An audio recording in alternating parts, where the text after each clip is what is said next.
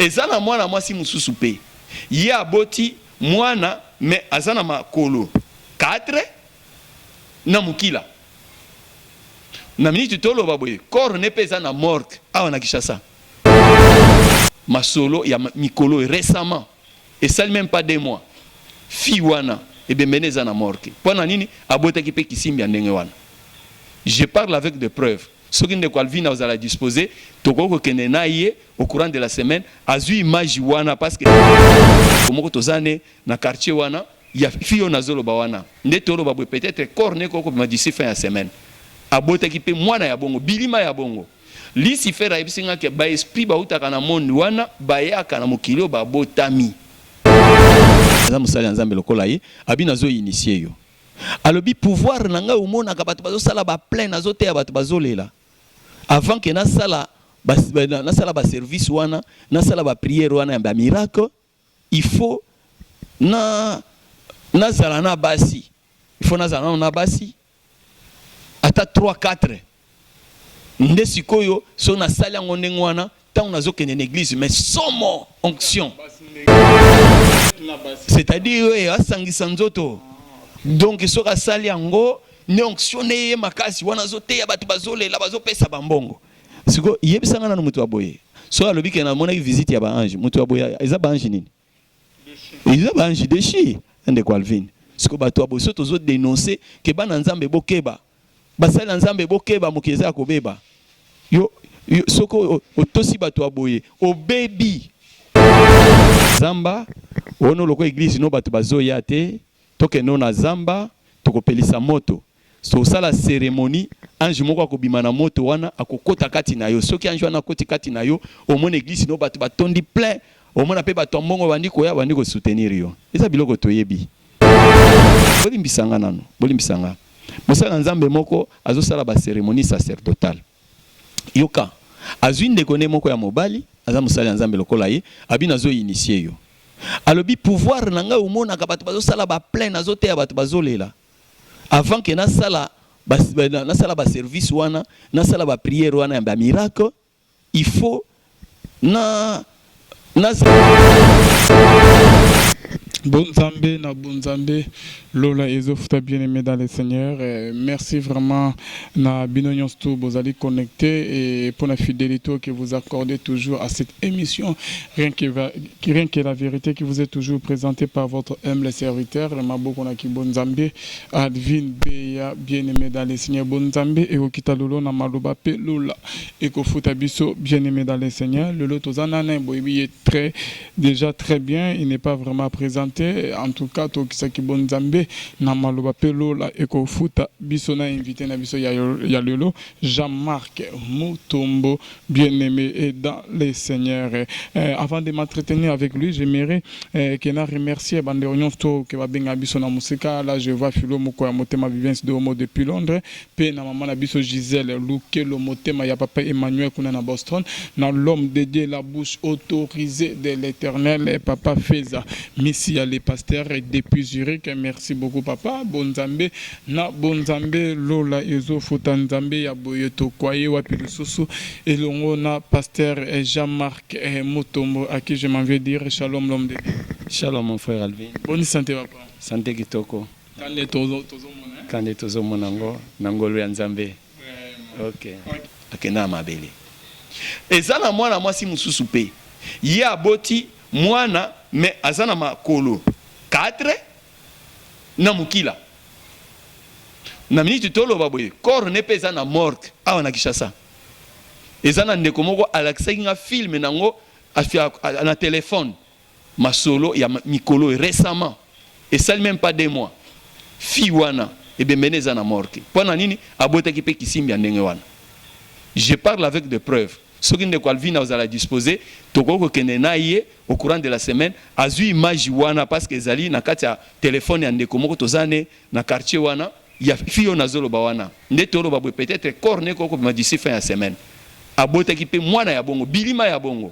Li si fera ebisinga ke ba esprit ba utaka na monde wana, ba yaka na mokilio ba botami.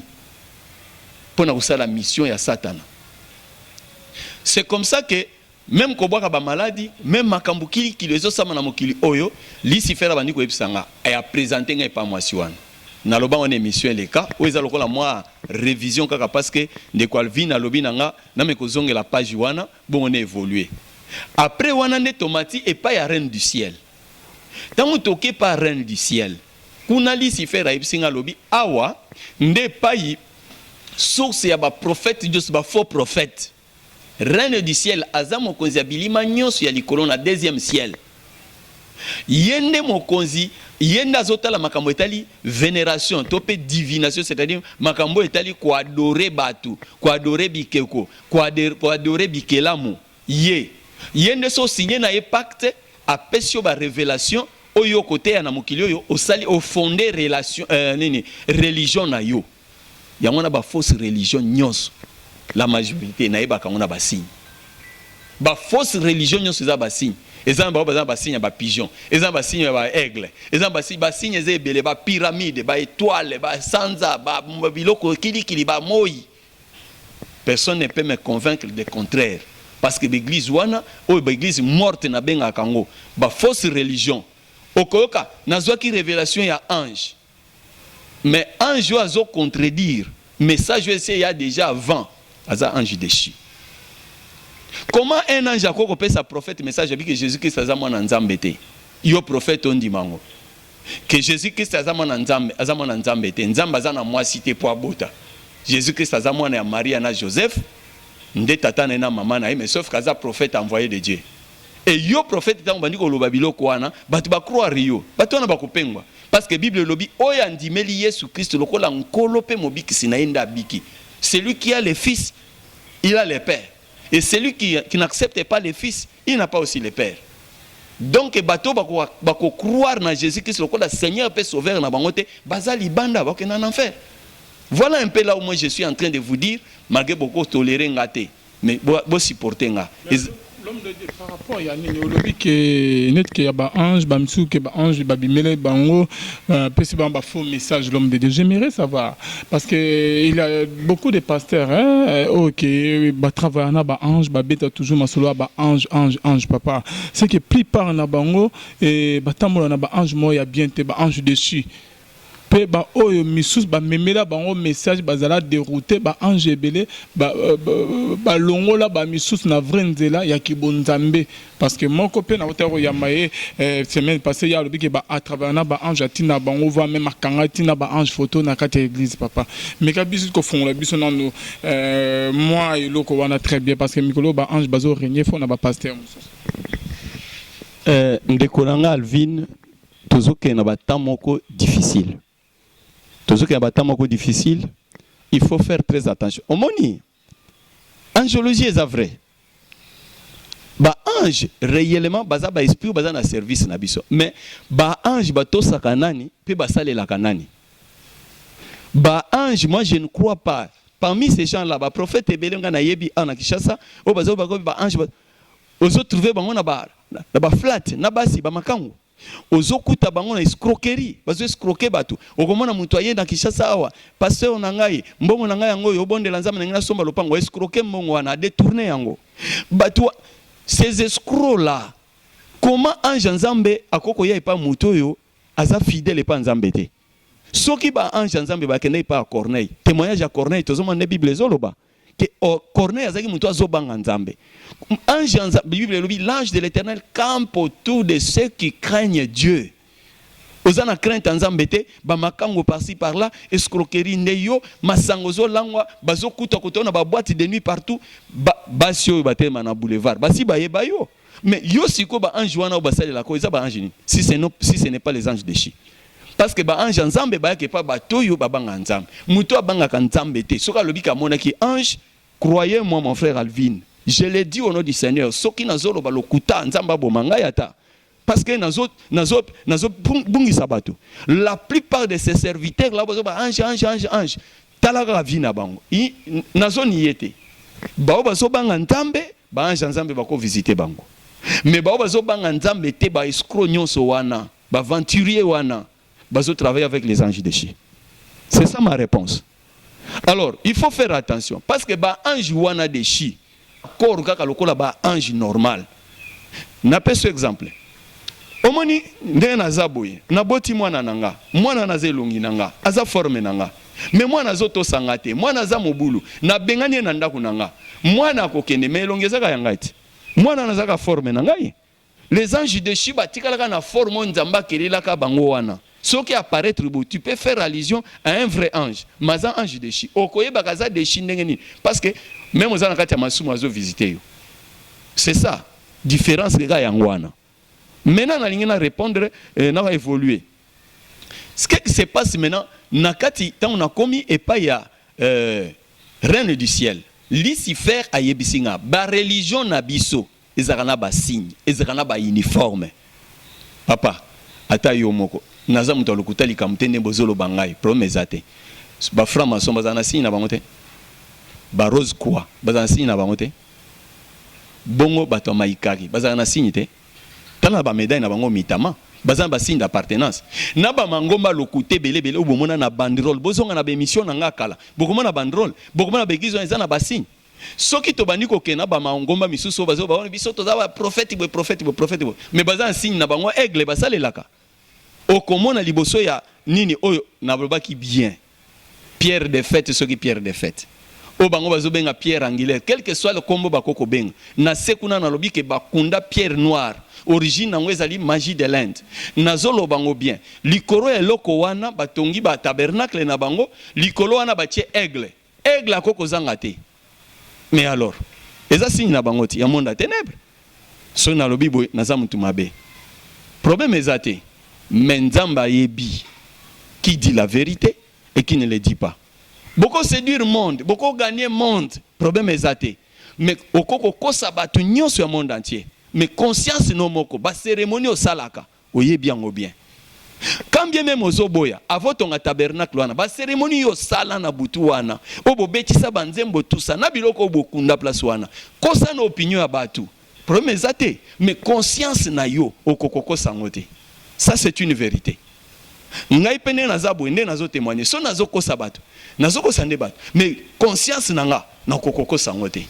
Ndengo zano zoeba ke mam nazo beza vrai. Quand bien même ko finganga, quand bien même ko loba, mo yebi ke pentacle na binonde yangwana, aigle, likolo ya pyramide. Partout dans le monde. C'est ça. Ndenge ba misusu bazana ba pentacle na bango. Ba franc-maçon bazana ya bango, ba rose croix bazana ya bango, maikari bazana yango, et kankar bazana yango, bazana ba signes. Vous avez des signes. Et ba signe wana, c'est écrit même dans la Bible. Ne craignez pas les signes du ciel. Jérémie chapitre 10 verset 2. Ngamna comment on a Bible était. Signe du ciel. Et uta na lole, uta ke pa ya reine du ciel, mo konzi ba religion na ba secte. Yewana. Nde bosala ba pacte na ye, nde wana bozana ba biloko na bino wana, bolata ba uniforme, bolata ba signe na bino.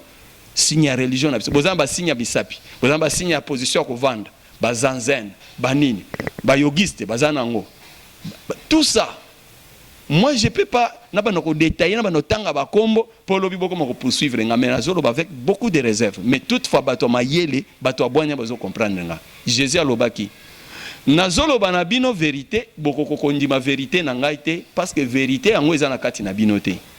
Mais vous croyez qu'un mensonge parce que vous avez le père des mensonges. Il y a beaucoup croire qu'un mensonge facilement. Ce qui est vérité en Zambie, c'est la carte nabino. Mais vous comprendre malobanazo banabino facilement. C'est ça. La nature est vérité. Vérité buka abatu. Vérité boma et ça là et boma mutute mais vérité ça la ka passi et révolta kabatu. Mais baoy en Zambie ba comprenaka. Lelo makambo ngana lobaka. Makambo ngana lobaka neti va aussi ezana ndeko moko nzamba pambola yo ndeko na ngai encourager nga makasi ozaki sango olungwa kisango okoma frère en Christ ozana poto obenga kingai na madame na yo bo encourager kingai olobaki même que na kotindelo na message litanie ya mwasi obabengi Maria bazo couronner comme reine du ciel par l'église catholique. Félicitations.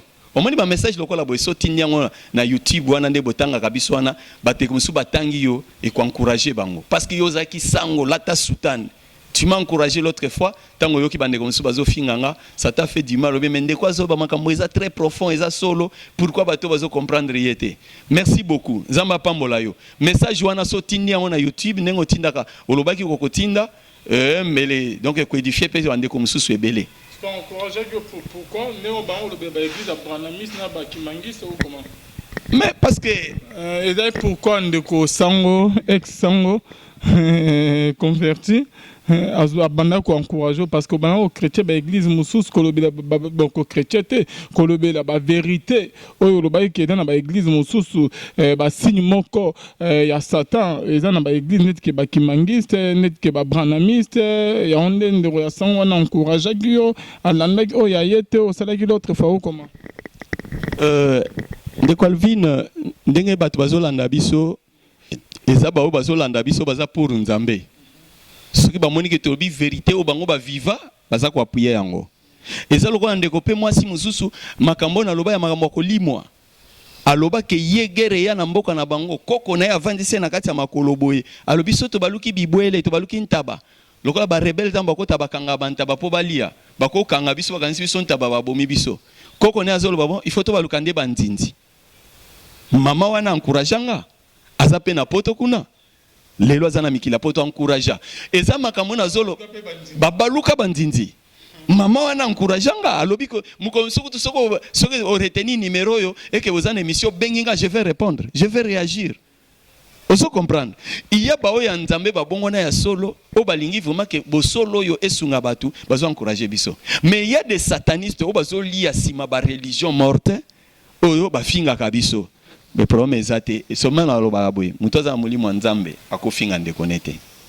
Soko monike oza convaincu te na likamde kwa na lobi. Salaka lokwa ba misusu kanga kaka. Hein, ozape. Po olandate. Mais oli ki ofinga nga kofinga nga te kofinga déjà lisumu. Et puis eza ndeko moko lobi nanga abi yoza délivrer te. Nazo tinda ona kishasa na okene pa ndeko moko boye azana kabinda a délivrer yo tout ça. Ndeko nazo yebisanga c'est un frère oh batutu na kishasa ba yebiye na epi comment bon batu ba qualifier ke penza sérieuté mais yazolo ba ke aza éclairé en quoi mutuna basi soki 7 soki 8 wanzamba polygame tu vois un peu des interprétations comme ça zambaza polygame et tout ça oui. Mais est-ce que yo côté yanga penza tout ba si l'adultère c'est quoi pour na yo adultère c'est quoi? Parce que ozo qualifié que negwana za délivré, il y a délivré nga. Il y a zana délivré te na mulimo impudicité na adultère. Yem to bala zo continuer ko bala basi par-ci par-là. Moi je crois que Bible lobby les adultères n'hériteront pas le royaume. Au définir nga qu'est-ce que l'adultère? Même le frère Branham il a prêché sur l'adultère. Qui est un adultère? Tozo adultère spiritualité. Ya moto ya boyi Jésus, alandi babinza minzambi, azape adultère spirituel. Mais tozo ka adultère réel boy. Ezanani? N'est-ce pas moto azana moisi ou abali légalement après azu moisi musu pembeni, il est adultère. Alors tu m'envoies chez un homme comme ça possédé par l'esprit d'adultère. A que ne ko délivrer nga. Non? Pour votre information. Na bongola motema l'église Geps. Pour votre information. Na bongola motema pasteur nanga yebani. Vous connaissez Sita Luemba. Na bongola motema rwana bazobenga bango ba berger. Vous connaissez les docteurs par cercle. Vous connaissez. Batouana nazotanga bon, ce sont des pasteurs sérieux. Oh bazana réputation à ma bête. Na bongola motema kuna. J'ai été baptisé par l'apôtre Lelo. Collaborateur, il y a pasteur Bolamba Nyonyi, apôtre. Collaborateur, il y a Dinabal. Vous comprenez un peu mon parcours. Vous comprenez on a sima. On a besoin de délivrance, c'était il y a des satanistes. On a déjà délivré. Mais comme on a bien. Yo so ozo croire te kene no mupanzi zappé. Mais ba balingi yango ba continuer koyoka. Parce que bana besoin bazala délivrer. Je salue mon pasteur en passant. Ayebisanga natika la toujours intègre. Nazala toujours intègre. Vérité toko bomba ngote to tia on a pochité. Balaki singa ba signe à l'église morte na nani na kuna na likolo na deuxième ciel et pas ya reine du ciel. Marigwe la véritable comme on est. Ba catholique ba baptisé Marie. Yo yebisanga obana ko contredire nga ba signe ya M na croix na bar na la kisakango avec 12 étoiles na la kisakango yo lelo ko ya ko contredire nga le contraire. Non, je ne crois pas. Et puis ba étoile wana ba benga ngeza ba 12 anges ba entourer Maria. Kuna na lola, c'est ce qu'ils disent. Mais en réalité ce n'est pas ça. Vérité zanini. Soki bolingi na ndima bino. Bokene bo détruire kaka ba pierre angulaire na bino wana. bobi misaba pierre noire non so botia wana na se pour na attirance ya foule bolungolango comme ça to kanana bino. Maintenant vous pouvez me dire que Jésus-Christ est vivant, mais au reste nako yebisa bino boy pour na scandaliser binoté. Muto andimeli Jésus-Christ kaza Seigneur et Sauveur na ye. Soka tamboli na crainte en Nzambe, même soka yebi semence de serpent, même soka yebi cette trompette, n'est-ce pas, il sera sauvé. Il sera sauvé. Il sera sauvé, je l'affirme. On a besoin qu'on ait une trompette, sonaki te, révélé, même s'il ne connaît pas ça. Mais ayebi que Jésus-Christ est Seigneur et Sauveur, na baptisé, né de nouveau, c'est pourquoi j'ai dit qu'il y a des branamistes au bakokota lola. Vous comprenez? Félicitations, pasteur Nangai na sepela na yemingi na landape ba maté ya mingi. Pasteur Baruti, Zambalola Pambolayo. Vous élevez Christ. Quand bien même vous parlez de Branham, mais vous élevez beaucoup plus Christ. Zamba Pambolayo. Et vous dites la vérité. Ya makamususu o batu faut pas comprendre. Lelo batu su balingi batanga su kombo a Jésus te. Batanga kombo ba prophète. Et ça apporte quoi? Toko tanga prophète to boy na bisote.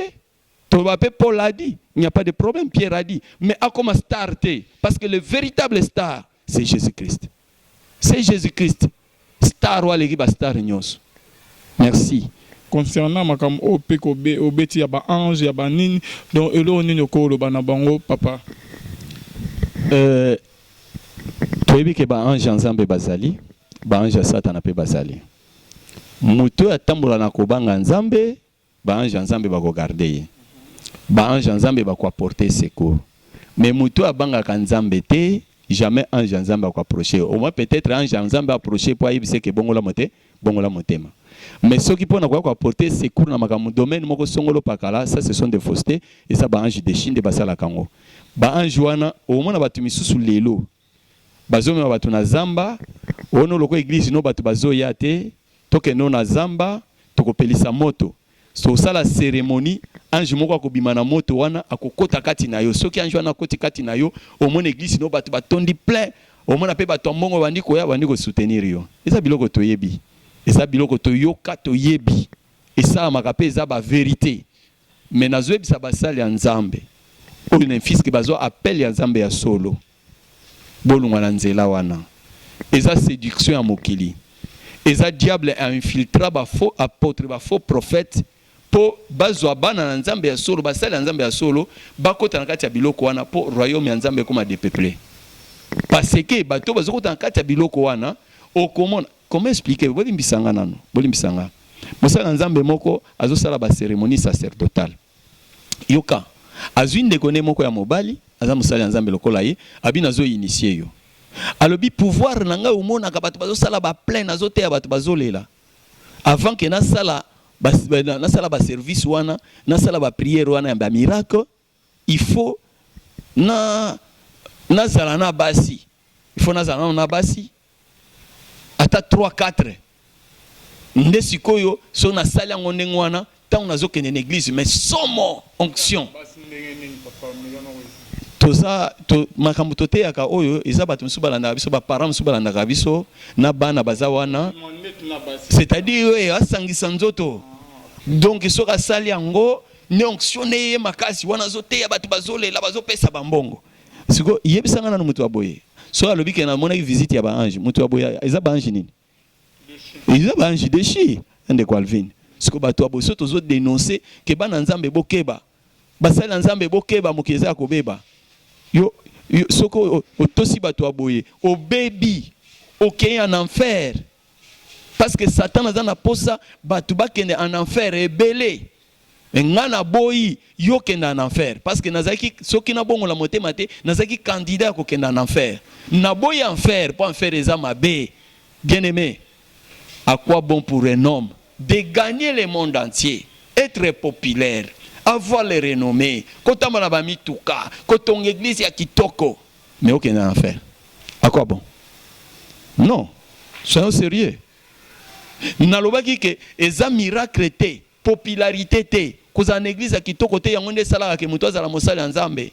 Mais toza basala Nzambe parce que Nzamba bengi biso, Nzamba établir biso, pe tozo te apo batu ba bika balungwa na masumu baya na sanctification. Objectif Nzambe yangwana. soko lungwe na masumu marcher na vie à sanctification au côté lola. Ce pasteur là oya gagné qui yo azala moko to mibale azaboza ba am 4 5 6 aza déjà grand. Yango no moni Jean-Baptiste azana ba disciple belé té. Mais Jésus a dit qu'il était grand. Asala pe miracle à mon côté. Pendant que Jésus a dit qu'Élie était grand. Pendant que Jésus a qu'Élisée était grand. Parce que le précédent qui est. Mais Jean-Baptiste était grand. Miracle ni Jean-Baptiste asala à mon côté. Élisée par contre asala ngwe belé. Comprendre que miracle yango tezo comme ça pasteur grand. Et je vous informe que Dieu fait grâce à qui il veut. So nzamba ningo sala mutu miracle ko sala les sans que bamba forcer. Et ce qui nous a dit que Mouto est il est souverain. Tu imposer Nzambe te besoin nabiso, posa nabiso tu imposer Nzambe te. Voilà un peu. Bokanisa li solo ya vieux prophète na petit prophète. Vieux prophète à cause qui jeune prophète. Un ange de Dieu m'a dit que naye bisayo ke tozonga olia omela. Tant que jeune prophète a yoki un ange de Dieu azongi alia kite message ekwei lokolo to singate okomanda kuna yote suka nango ezani lion abomaki na nzela o comprendre makambo ya ba ange na zolobana sikoy kokozala ange ni na yebisa ki vie prophète message wana sûrement un ange de chi ou azala ki contre volonté ya Nzambe. Lisez bien les écritures parce que vous lisez, vous passez, pénétrez la pensée pour comprendre makambo ni nezole kana kati ya monde. Monde bebisama depuis kala. Premier chaos est bandé na lola. Tant que Satan s'est révolté. Deuxième chaos, ezantango ba ange de chi ba eko ya na mokili oyo ba sali nini. Ba eko bala basi ba boti na bango bana. Wana kuto eza troisième chaos. Deuxième chaos, ezantango Satan a corrompre nature humaine, c'est-à-dire aye pas Ève a séduire yé. Aye bisi eliambuma. Wana deuxième chaos, troisième chaos ezantango penza ba esprit ba eko vanda na mokili oyo ba boti. Donc ti lelo monde comment corrompu. Yangwa ne faut tous à la prudent. Voilà l'origine ya bukoko, voilà l'origine ya makambo ebele. Na lobango na be monsieur c'est le cas ba harmonie, ba martoum, ba nani, ba yana makambo bukoko, osali soko salibo ko salabo, soko salibo salabo nzete boezolo babwe parce que Adam ba kosaki na na nzete. Omani nzete oyo so liembuma oyo, voilà. Yango na pe banzete pe lelo eza banzete belé nzeto eza nzete à chance nzeto eza nzete à domination banani ba révélant toujours les anges de chi. Voilà un peu origine abokoko na bino o bolobaka wana ba mindele ba yaka en Afrique ao ba eko sala recherche ya ba révélation ya ba koko na biso ya ba Afrique na ba africain, c'est-à-dire les anges de chi ba yaka pe na Afrique ba révéla pe ba koko na biso ya ba noir a makambo ba yaka pe ba zui yango ba zongi nango na poto nde a partir nango ba zo sala pe ba talisman. Voilà. Alors, voilà un peu na lingana lobawana nazonga siko na makambo ya mbongo oyo mbongo. Avant de clôturer, hein, parce que là, question mon bandormi puis que batou dans la vie sur l'homme de Dieu. Quand un an, par là, j'aimerais savoir, papa. Par ange, je me cause à laquelle à cette apparition abîmé lui, mais à un ange en zamete, à un ange dessus, abîmé lui pour ça, parce que c'est comme si que j'ai l'impression que bande rebelle, bako bani nan zambe, et par après, ba révélation, bani ba ange abîmé li bango, et par après, ba dérouter net inzela nzambe concernant ma ange. Donc ange nous tous bimelo, les anges en zamete, il faut que qu'on ait esprit à discernement, qu'on ait prier, mais cet ange m'a déçu au boulot que Yanzambe aille que bungi son nzela papa. Oui, souvent et ya kapambate. Ba ange wana ya Satan ba ya ko visiter ba tupamba boité. Ba za ba envoyer. Satan a kokomona vraiment que yo penzo ça très important, ça un impact. Parce que Satan a atteint ange wana ya ko séduire yo. N'est-ce pas? Denge ka Satan a yemo kwa yaka ko séduire, ayaki ko séduire Jésus. N'est-ce pas que Satan est baki kwa za mwana nzamba za envoyer nzamba yé na mission il faut akufa assez quoi pour mukilebika. Mais malgré cela, Satan tozoye na no lokola ange de chi. N'est-ce pas? N'est-ce pas yake pas Jésus? Aye peut pas confier mission mususu o ezaki ya nzambe te. Aye c'est soko za mwana nzambe solo balola libanga yo koma nini? Lipa. Jésus n'a pas accepté ça, il a discerné abino. Ngai molimo musanto amemi ngai ana ko gêner pendant 40 jours. Mais oyo esprit oyo ezako yebisanga nalia na balola libango soki naza mwana nzambe koma lipa. eza esprit ya nzambe te. C'est là où le discernement ozoloba yangwana. Comment expliquer yo zana ba ange ya nzambe au travail na bango, mais les anges wana batinda yo babi que non, il faut ça par exemple les rapports sexuels na basi 3 4 5 nde onction no ya belé. Vous voulez que non, parmi ceux qui non, les pensées des hommes ne sont pas les pensées de l'Éternel. Bazo peut sa référence dans la Bible que oh Nzambe azoloba na Pierre comme on a Nzambe azo considéré pire comme impureté parce que dans le moment quand la baba c'est que bandi net oyebi selon très bien le solo ya Corneille l'homme de Dieu et belé bazoloba bongo donc ange moi bi millionnon et ange ya Nzambe bona alobi botika na sala nzorande azo bazo mema na banzela mususu l'homme de Dieu mais on a aider na ba jeune serviteur na ba ndeko bazolanda banana ki bonzambe concernant ba marama ba ange o mirempe ko éclaircir ba on que ba ange nyons tout ba bimela bino eza caractère que ba ange nzambe il faut que ça discernement par rapport à ba marama que ba kolobe na bino de peur que bobunga nzela bozala frapper quoi et akamwa ba ange lelo éterniser biso makasi mais to lobelango kaka omoni il y a des choses où il faut mutuye moko nano azala na sagesse discernement pour comprendre. Même prophétie ça nango ange te mais prophétie ça vraiment moko boyeye inspiration moko boyeye li mutu mais inspiration ezoya soko comparer en écriture monique ko kanité comprendre maman que ça ya diable ya moins bible zo ba que ne rejetez pas comment yoza ange nzambe déjà toyebi ke na mokili oyo Jésus-Christ abotama aza Seigneur pe sauveur Jésus-Christ atombama ba apôtre ba mona ninga tombani boy impact pe évangile monana ba apôtre ba sekusa bibembe tout ça yo pe osambela kaso na kweni ni wana ange Gabriel moko boy aye abani ko yebiso ke Jésus wana aza mwana nzambe te aza mwana Marie aza mwana Joseph to bandaka lelo te parce que mambo e bandaka la tokuta yango te ende kwa Alvin. Il y a des prophètes où la religion a un impact dans le monde. Bakutana na soi-disant ange Gabriel. Gabriel a passé un message que Jésus-Christ est un prophète, est un moine nzambe. Si vous yondengo yebeli, vous que Jésus-Christ est un moine nzambe ou bien un moine nzambe. Si vous tant on a zo comparer, oyo ange wana yelinga, na oyo déjà l'Obama. Mais facilement je peux comprendre que oyo ange à séduction. Na ko landa yete.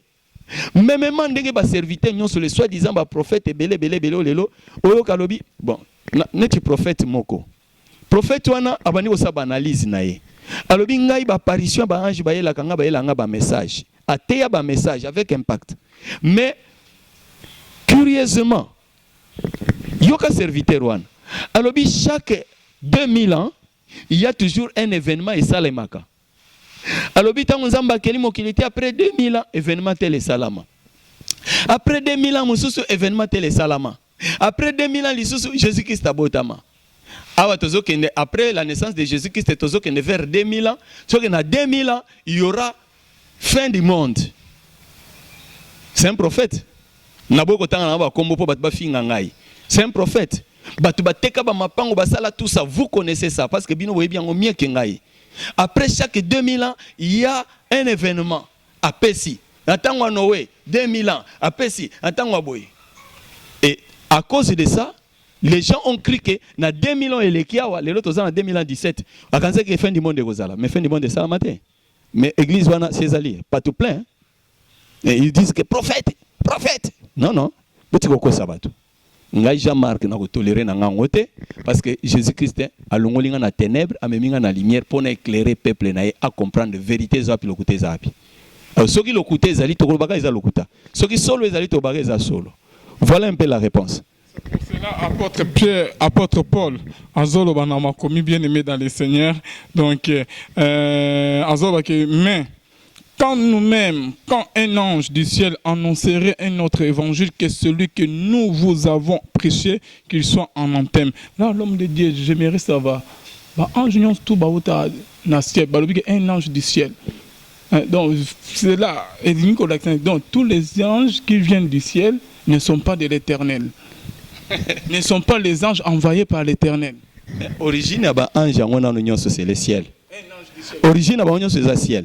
Mais dans le ciel lango nazozongso na buta ko loba émission moko wa que na livre cosmogonie de la Rose Croix. Bazo pesa le sept ciel. Hein? les 7 mondes invisibles bazo pesa premier ciel, deuxième ciel, 7e ciel. Bazo pesa besprit nezakuna. Paul amekaki ko visiter ba ciel wana. Alobi a visiter ki 3e ciel ou abengi paradis. Ce qui 3e ciel est ali, c'est que premier ciel est ali, deuxième ciel est ali. Ce qu'on a premier ciel na deuxième ciel ni nezakuna. Les anges de Chio nzamba précipita ki ba na 7e ciel nzamba bwa kama na ba ciel inférieur. Vous comprenez? Babwa kama na ba ciel inférieur. Donc baza kuna na place trop na nzamba ezate babwa kama ki. Alors tango baye bazo telinga na telinga si baza na mipepawa. Ne ba ange onozoka na benga ki ange abimelanga miracle mo wa danger ko salema miracle ya diabolo. Ange azo manakati ya moto. Ndenge batata wana ibisi ba ibisi muninga na toke neka na zamba na kopesa bakoni ya moto soto sali invocation papa invocation ange abimi na moto akoti na kati na yo omona ba miracle bandi salama. Est-ce que Paul le pétant a vendu ça ba miracle ange pe abongo akota ki kati na ya abimi na moto ou bien Saint-Esprit nde kitela ki tant oyo biso tozali eza tant Saint-Esprit akita kati na yo nzambe parmi ba makabo azo kitana kati na yo akitisa don ba bengi ya guérison miracle. Alors ceux qui donnent un miracle koti kati na ndo bandu ça ba miracle mais ceux dont on kiti kati na yo te o ça miracle était parce que tous les apôtres de Jésus que c'est pas ça là ba miracle était ande Calvin. C'est là où il y a les problèmes. Et vous pensez que tous les apôtres bah, ça un miracle. Vous pensez que tous les évangélistes feront les miracles? Non, pas nécessairement. Pas nécessairement. Quand vous avez diacre, dans la Bible, vous avez diacre parce que vous avez diacre. Appelle les diacres, vous avez évangéliste. Vous avez miracle. Donc, problème est ali, nous avons à approuver, nous avons battu kwa mutu ya kati na yo, on vivre ba miracle. Voilà un peu pour nous répondre sur réponse que ba ange nyonso o bazoya bazala ya nzambe te ya satana pe bazali mais bango nyonso bazala ndenge moko ce que yonde message yo ange wana zoyela onde il faut pesa discernement donc la prophète on azoloba Gabriel a yeko pesa message c'est quel Gabriel a yebisa ye que non Jésus Christ aza mwana nzambe te eza Gabriel nini ah voilà il faut batwa comprendre makam ah papa prophète yabima na Kinshasa te aza na monde entier yebani mais alors que Jésus Christ aza mwana nzambe voilà c'est que Moussa Nzambe on a vraiment que ange Gabriel a yebisa que non Jésus Christ aza mwana nzambe tende Paul azolo ba qu'il soit vraiment en thème qu'il soit maudit quoi qu'ils soient maudits bien aimés dans le Seigneur toujours na cadre émission oui bienvenue Biando. OK.